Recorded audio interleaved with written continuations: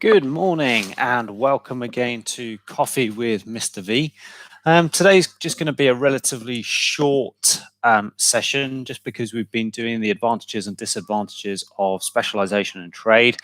I thought I would just do a quick recap of some of the stuff that we've been doing there. It's really just talking you through the advantages and the disadvantages. No diagrams to draw particularly, but there we go. So you know how it works. Go and grab yourself a coffee, hopefully in a slightly cleaner mug than this.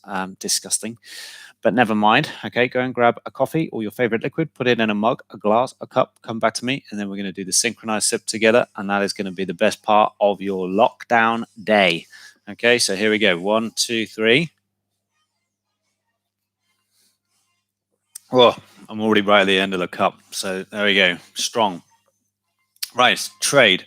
Well, first of all, just to emphasize what we mean by trade, we're talking about a situation in which countries are trading with each other free from protectionism. So no import tariffs, no quotas, no domestic subsidies.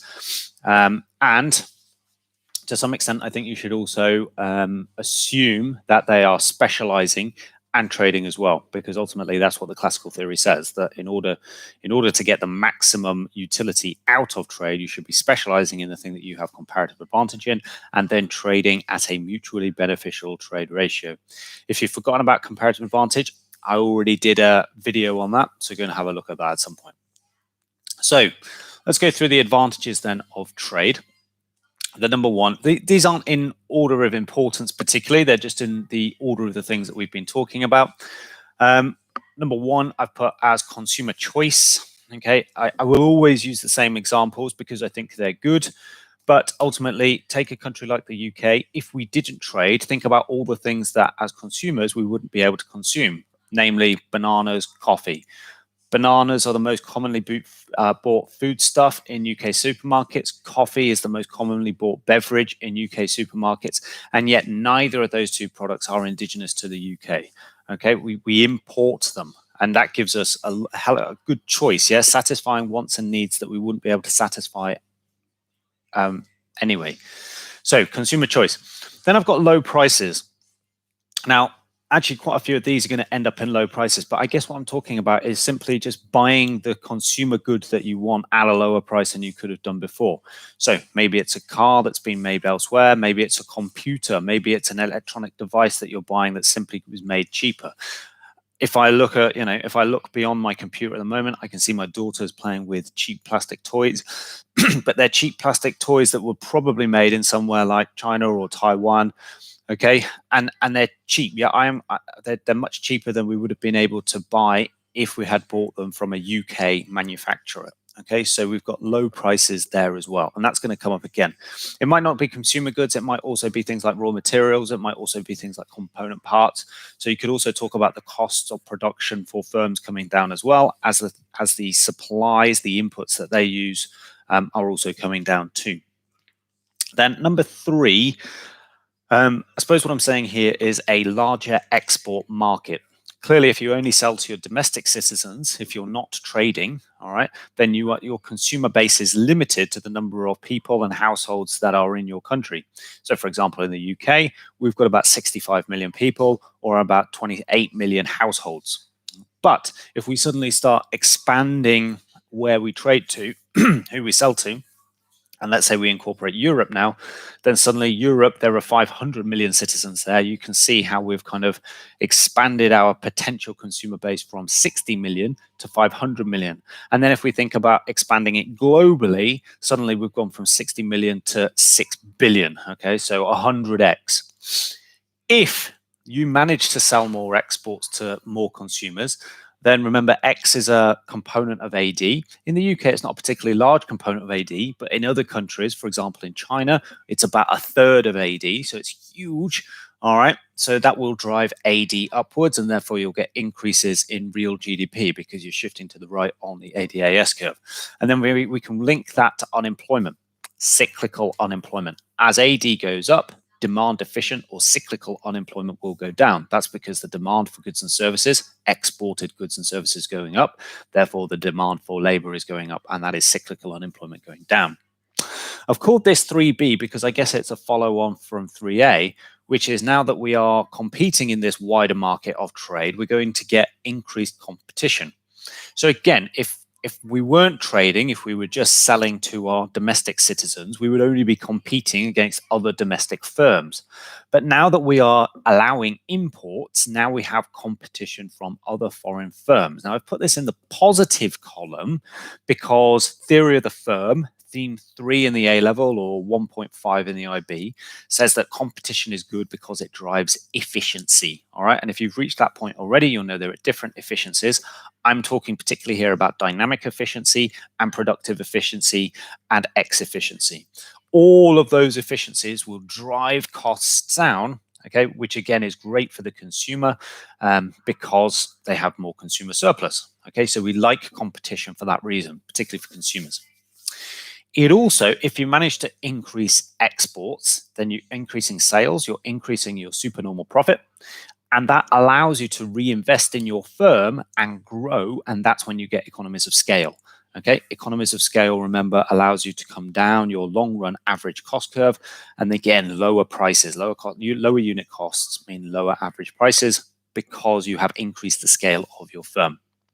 And then finally, number 4, which I think number 4 comes almost as a kind of conclusion of all of these, which is, look, if we have more choice and we have lower prices, which are coming from all of these, then as citizens of this country, then we are likely to be able to satisfy more wants and needs.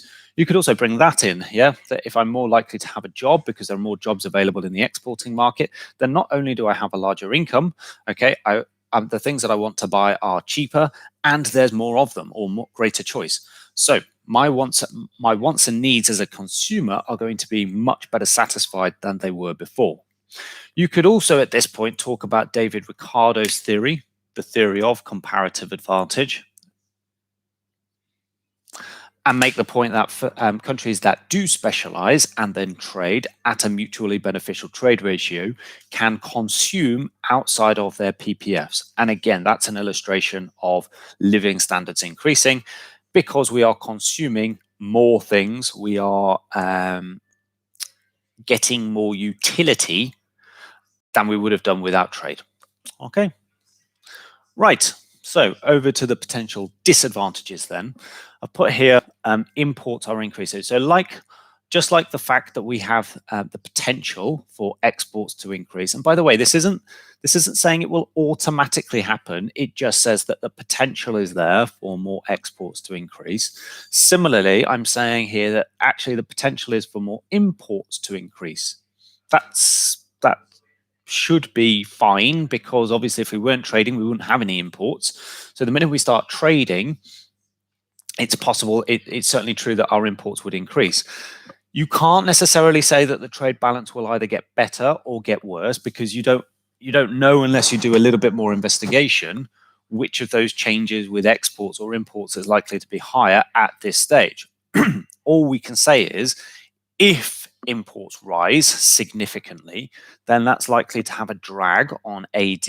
Okay, AD is likely to shift to the left. And if AD shifts to the left, remember, you get a fall in GDP, which if sustained might even lead to a recession.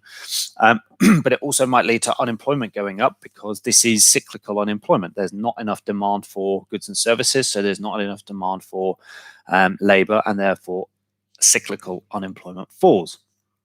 All I would say, by the way, is this is all evaluative. Okay, so in the UK, imports are a very small proportion of AD. So even if imports rise, it wouldn't necessarily have a huge impact on AD. So we might not want to overstate that if we were talking about the UK, for example. We also had competition as a positive, but I'm putting it here as a negative. And that's because, of course, if your domestic firms are uncompetitive compared to foreigners, okay, then they will not survive. All right, they simply won't be able to. I mean, we talked here about how it will drive efficiency, but if your firms are like a long way off and they simply can't make those efficiency gains in times, or it's too expensive to make those efficiency gains, or by the time they've made those efficiency gains, actually all the consumers have already moved over to the foreign competitors, then actually you're talking about the survival of your firms there, and they're not likely to survive. Let's just skip one to infant industries. This is a prime example. An infant industry, I would define as being a small, young, newly established industry in a country. By virtue of being new, small, young, all the rest of it, it hasn't yet had time to grow in scale and get economies of scale.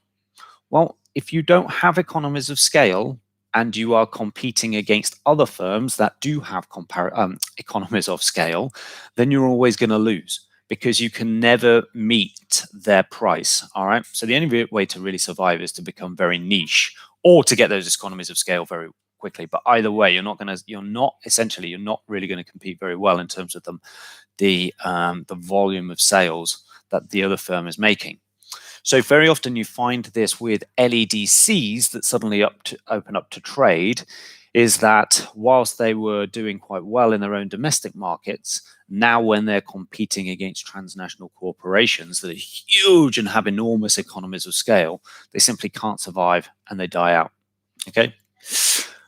Going back to number 2, dumping. Dumping is just a technical name for countries that import their goods in large volume at below the market price of that country. So the classic example of this is EU farmers, okay, taking EU subsidies and producing agricultural crops very, very cheaply. But there is excess supply relative to the demand in the EU. So what do they do with the crops before they rot? They basically put them on a ship and take them to kind of North Africa across the Mediterranean Sea, and they essentially dump them there. You know? And by dumping, we don't mean kind of just offloading them and leaving them on the land. We basically mean selling them, but selling them at a really low price. They may even be selling them at a loss, but it's worth them doing that to reduce their overall loss. Yeah. So even if they're not quite making profit on those products, they're also minimizing the amount of loss that they're making. What that's doing, you might say, is that's good for the consumers in North Africa because they're getting very cheap agricultural products. But on the other hand, it's destroying the agricultural industries in those countries. Because if you happen to be a farmer in Morocco, for example, or Algeria, you simply cannot compete with those very low prices coming from Europe. So that's what we call dumping. Number 4, overdependence. Again, assuming that this is talking about specialization and then trading, great that you're specializing in the thing that you have comparative advantage in, but what that means is that you have all your resources, or nearly all your resources, concentrated in one industry, which means you can't be making all the other things, which means you are dependent on another country for something else. Now, we often talk about strategic industries quite a lot, not just in economics, but also in politics, things like agriculture, things like energy, and things like weapons, okay?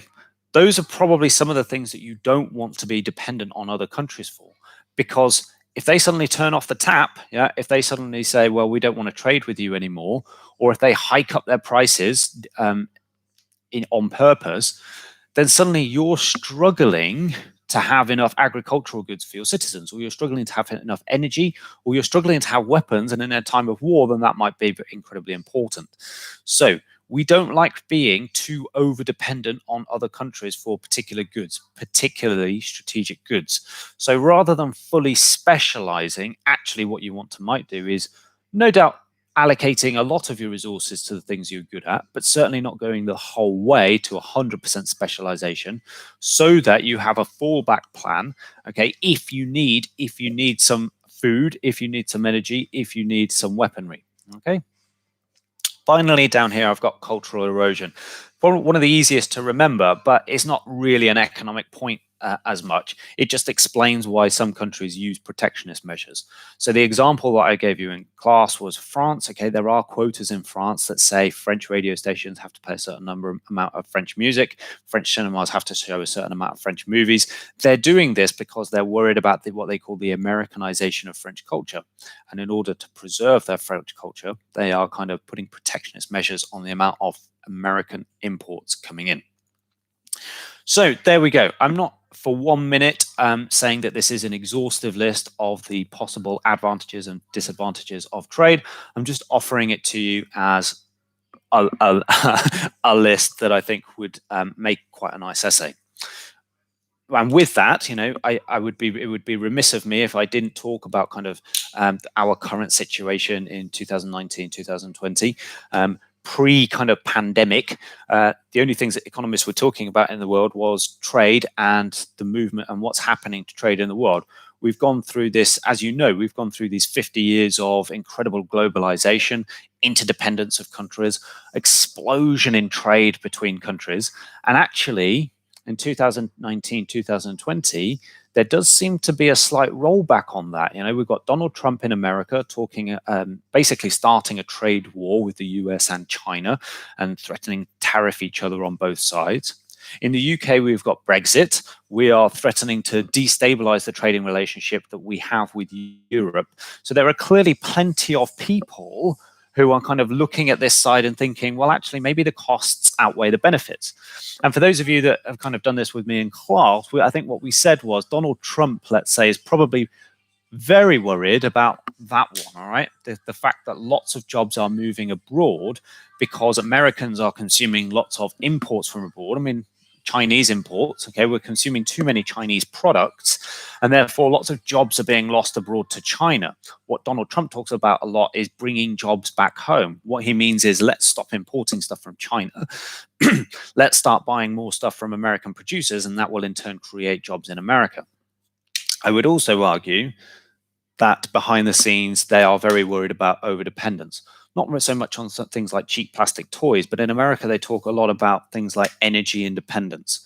America was very badly burned in the kind of 70s and also in the 90s with the fact that they were very dependent on Middle Eastern countries on their oil. Okay, so they had a series of events in 73, the Yom Kippur War. Sorry, in 79, you had the Iran-Iraq War. And then in 90, you had the Gulf War. 3 times, basically, the American import supply line with oil was threatened. In the first 2 cases, it caused mass inflation. Okay, and then in the third time, the Americans actually contributed soldiers on the ground to actually regain control of oil fields that Saddam Hussein had stolen from the Kuwaitis. So that is a huge one as well, I would say, from Donald Trump's point of view, and why potentially we don't like trade, or why he doesn't like trade.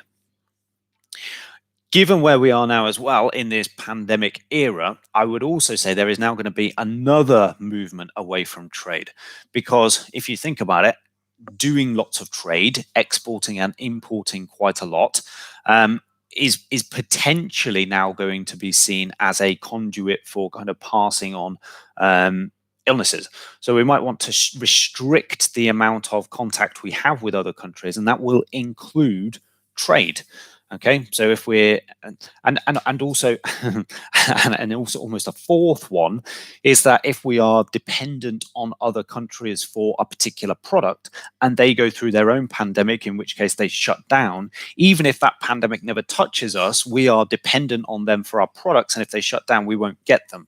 So I think there's going to be a very, very big movement now in the latter half of 2020 and then going on for the next however many years of this kind of rollback from quite so much trade. And I think you'll be seeing a lot more arguments against trade coming from economists and coming from politicians than you will see being pro-trade. Okay. Well, anyway, let's keep our eyes out for that. Right. Thanks for coming along, and I will see you next time. Thanks very much. Bye.